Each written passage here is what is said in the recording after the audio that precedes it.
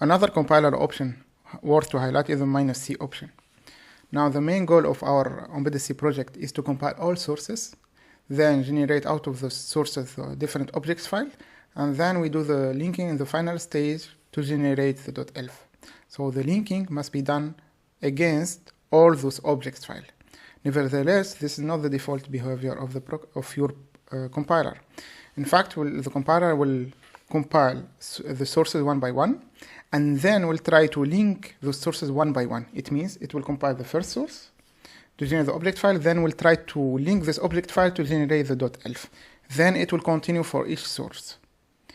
And of course, this is not the expected behavior or the behavior that we want to have. Therefore, we need to tell the compiler explicitly, do not link objects one by one. And this is the role actually of this -c option. Now, if we try to compile our project without the -c option, what we're gonna have is the following.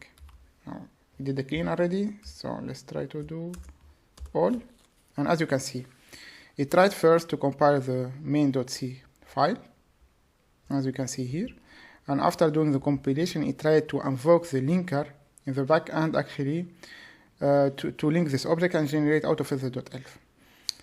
Therefore, it used its default basically linker script, because the toolchain itself has, or the linker, has a default linker script and has a default startup file.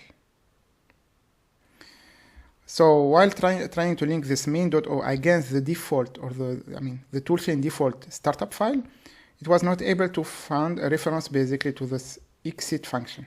And this is normal because we didn't have basically, or we didn't define this exit in another object file or other sources. And there is no reference for it, and then we'll have this linking issue. So we need to prevent the compiler from doing this default behavior, or to invoke basically the linker to do the linker of single object. And the way to do it is through this option -c.